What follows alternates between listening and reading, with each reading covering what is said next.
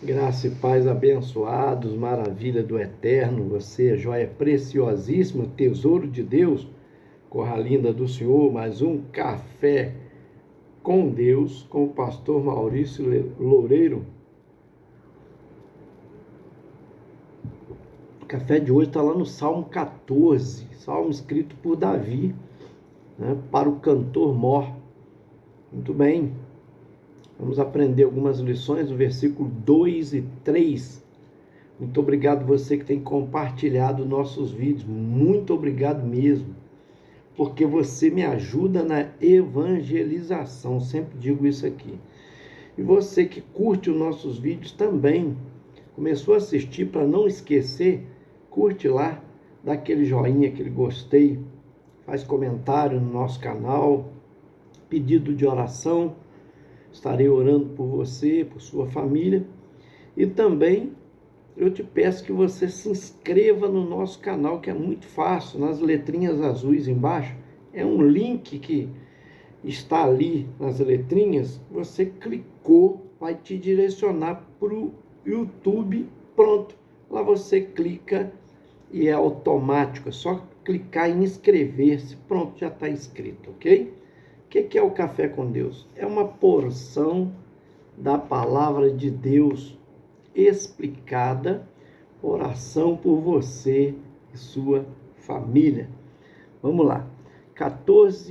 Salmo 14, versos 2 e 3. O Senhor olhou desde os céus para os filhos dos homens, para ver se havia algum que tivesse entendimento e buscasse a Deus.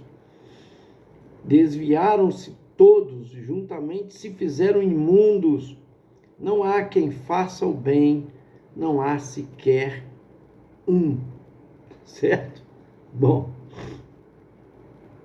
talvez pareça algo redundante, né?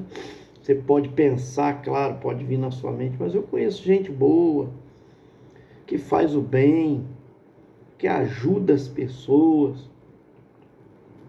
Não é verdade?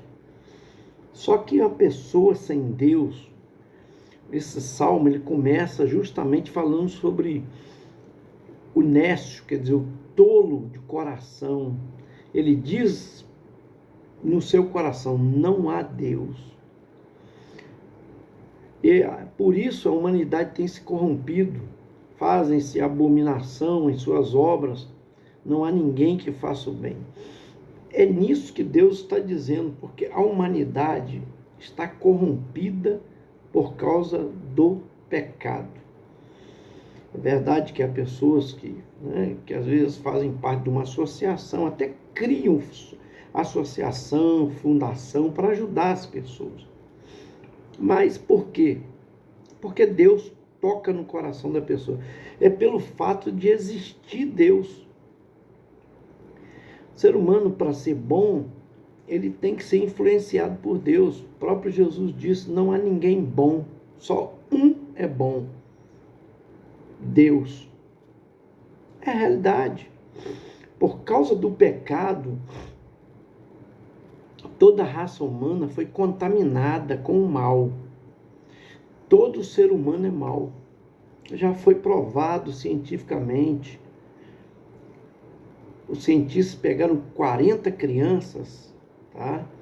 Isso foi estudos feitos por cientistas americanos, 40 crianças, e ninguém ensinou nada para elas, ninguém repreendeu, deixou ela fazer o que quisesse fazer. Todas elas se tornaram más, porque a nossa índole é para o mal. Nós somos atraídos pelo mal por causa do pecado. O que é o pecado, pastor? O pecado é errar o alvo. O pecado é não seguir a Jesus, que é o exemplo. Ele é o autor e consumador da nossa fé. O pecado é transgredir a palavra de Deus. O nécio, o tolo, diz no seu coração não há Deus, porque ele quer viver uma vida sem compromisso nenhum, onde não existem para ele regras, éticas, condutas, princípios. Por quê? Porque ele quer extrapolar, pensando assim: eu vim do nada, vou aproveitar minha vida porque não existe mais nada que vai me cobrar. Certo? Só que os princípios foram criados por Deus. Princípios que norteiam a nossa vida, que precisamos seguir, que é para o nosso bem. Eu sempre digo, tudo que foi criado existe um manual, senão as pessoas não saberiam para que serve e como usar, certo? O manual do ser humano está aqui, é a Bíblia Sagrada, as Escrituras. Ela é o manual, a Escritura Sagrada, a Bíblia Sagrada. Porque ela nos ensina regras de conduta e fé, princípios para nós seguirmos, certo? Então ali há limites para nós, de respeito, né? De normas que vamos seguir para o nosso bem, é para o nosso bem mesmo. Para vivermos em sociedade, termos limitações, respeitarmos o próximo, certo? Honrar autoridades, pessoas, e com isso viveremos bem. Agora, sem os princípios, sem as normas, sem os estatutos, nós vamos viver uma vida miserável, porque ela está destituída da glória de Deus. O versos 3 é muito claro para nós: desviaram-se todos e juntamente se fizeram imundos. Não há quem faça o bem, não há sequer um. Esse salmo de Davi tem apenas 7 versículos. E o interessante é que ele encerra no versículo 7 dizendo: se de Sião tivesse já vindo a redenção de Israel, quando o Senhor fizer voltar os cativos do seu povo, se regozijará Jacó e se alegrará Israel. Ele está dizendo que de lá de Sião é que virá o socorro, e veio, que é de Jesus que nasceu ali nas terras de Israel, certo? Nosso Salvador, aquele que se fez pecado por nós para desfazer a inimizade que havia entre nós e o nosso Deus. Então, ele veio desfazer essa inimizade para nos unir ao Senhor. E o fato é que recebemos o Espírito Santo. Agora, é triste ver realmente pessoas que dizem professar a fé e que dão um testemunho muito triste. Até brinco dizer que não existe a palavra, né? Mas um testemunho. A minha esposa, por exemplo, é professora, e é já há alguns anos, 22 anos, e ela já se deparou e depara com pessoas que se dizem cristãs, que atuam, agem pior do que uma pessoa descrente, que não professa a fé. Né? Às vezes é chamado na escola porque o filho está rebelde, uma filha rebelde, não vão. Conselho de classe, não comparece. Não acompanha o estudo da criança. Quer dizer, são péssimos pais, péssimos exemplos. E olha que as Escrituras ensinam que deve ensinar a criança no caminho que deve andar, né? Que deve acompanhar, ensinar princípios para a criança, né? Porque o pai que é ausente, uma mãe que é ausente, o que acontece? Não está olhando o estudo dos filhos. Então, não quer saber a produtividade de um filho. Não está preocupado com o bem-estar dele. Se está aprendendo, se não está. O que está aprendendo, que pode ser que ensine coisas erradas, um exemplo. Ele não acompanha, ela não acompanha, e aí? São péssimos pais. E muitas das vezes, quando são chamados, ainda vão bronqueados, vão para brigar com o professor. E é triste. Muitas vezes os mais problemáticos são os que dizem ser cristãos. Essa é uma realidade. Eu convivo com muita gente. Eu sou pastor há 28 anos. Como tem gente complicada dentro da própria igreja. Você fala, gente, às vezes uma pessoa é mais fácil de lidar lá fora do que aqui dentro. Claro que a igreja é um lugar de tratamento das pessoas. Mas a pessoa precisa reconhecer. O pior doente é aquele que não acredita que está doente. É igual ao alcoólatra, por exemplo, né? Ele não acredita que ele é alcoólatra. Então, ele não reconhece isso, por isso ele vai permanecer daquele jeito. O próprio AA ensina isso, né?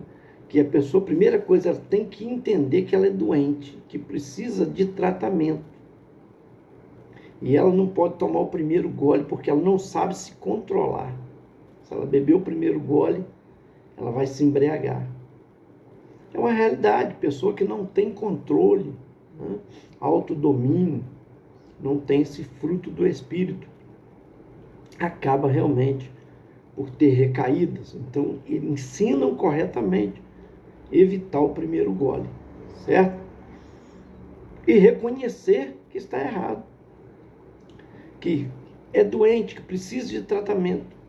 Ao passo que muita gente também, como eu disse aqui, que se diz cristão, não reconhece que está errado. E esse é a maior tristeza, né? São pessoas que às vezes querem mudar os outros. Eu fico vendo, tem gente querendo pregar sobre perdão, precisando pedir perdão. Tem gente querendo pregar sobre perdão, que precisa perdoar. Que às vezes já foi pedido perdão a pessoa, já falei aqui, eu sei de caso, de joelho, chorando, e a pessoa diz, eu não perdoo. E são pessoas que têm patentes dentro da igreja, né?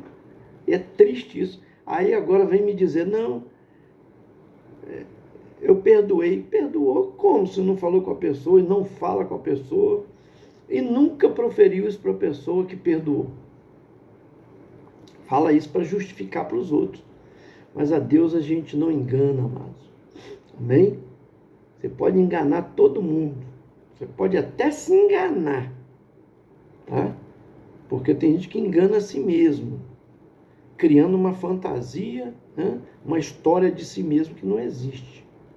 Mas a Deus, a Ele a gente não engana. Amém? E Ele fala na consciência da pessoa. Não é possível que uma pessoa consegue dormir. Pior que consegue, tem gente que dorme, né? Bota a cabeça no travesseiro, dorme. Por quê?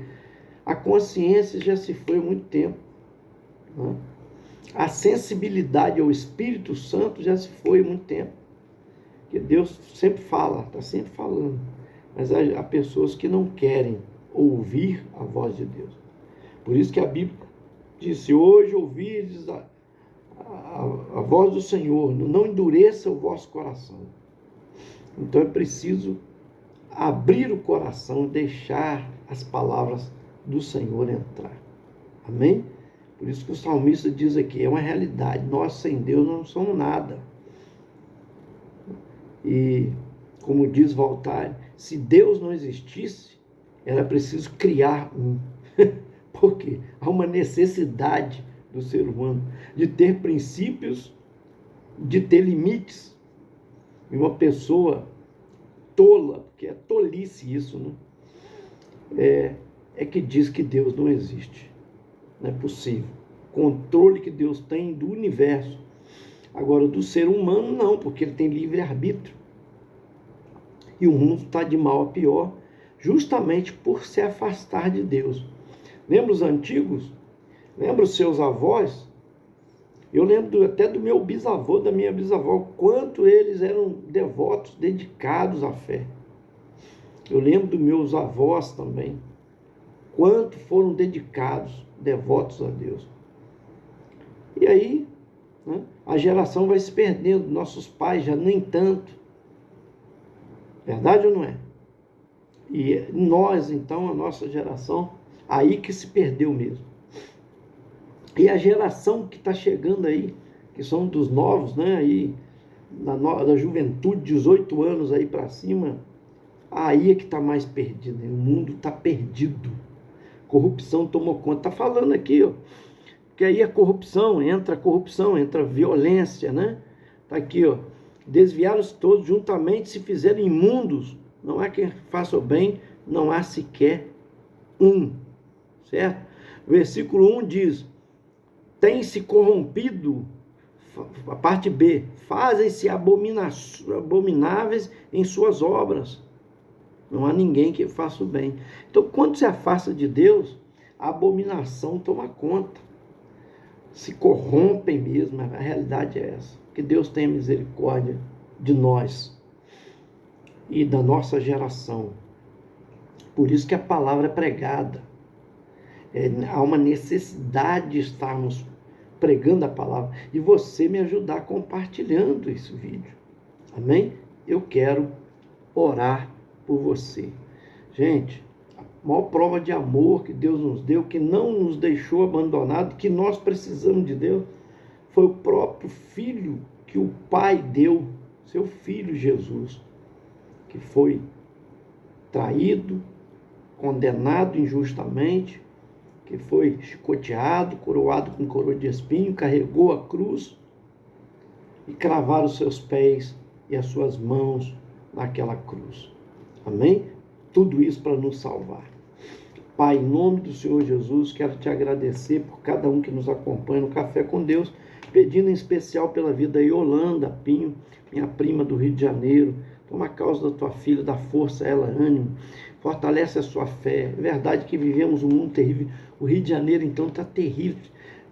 Eu digo sempre para os meus líderes lá, que nossas reuniões são feitas, a maioria delas na Baixada, no Grande Rio. Eu digo, ainda não estou tendo coragem para ir. Eu ia ao Rio toda semana, hein? Anos para trás, mas piorou muito, muito, muito. Todos os dias vemos violência. Ainda ontem teve arrastão em Copacabana, teve Campo Alegre, lá como é que chama? Me fugiu agora, meu Deus. Em vários lugares ali, em Vicente Carvalho mesmo, né? Em vários lugares ali houve assalto, sequestro, tantas coisas acontecendo, terríveis. Deus tenha misericórdia do Rio de Janeiro, abençoe também, além da Yolanda, Alcina, minha prima também, irmã da Yolanda, abençoa, dando graça, salvando a família, abençoando o financeiro. Toma também, ó Deus, a irmã delas, ó Deus, nas tuas mãos, em nome de Jesus. Eu oro também por toda a família, oro, Deus amado, pela Cida Alves e família, oro também pela Luana e a Raquel e família, pastora Rosaura Marques e família, Elisângela Aparecida e família, Nelma Kumarula de Pernambuco e família, seus filhos e netos. Eu oro também pelo Jorge Luiz Rodrigues e família, em especial pelo casal também Patrícia e Frank. Oro pelo João Rosa Vieira Filho, meu tio, também a Valdelândia Melo, Charles, meu irmão, Charles Loureiro, abençoe ele e família, em nome do Senhor Jesus. A Camila, o Reinaldo, lá de Copacabana, que falamos agora há pouco, né? Era um bairro tão tranquilo. Toma nas tuas mãos a Júlia em especial, toma Deolice Valon, lá de Macaé, família, em nome do Senhor Jesus. Eu oro pela irmã Regina também, que está recuperando. Acho que já vou poder visitá-la, porque a família tinha pedido para não visitar agora, né, logo após a cirurgia. Estive visitando no hospital. Toma nas tuas mãos e abençoa, meu Pai, em nome do Senhor Jesus. Amém. Esse foi mais um Café com Deus. Te aguardo até o próximo. Compartilha bastante aí, em nome de Jesus, hein?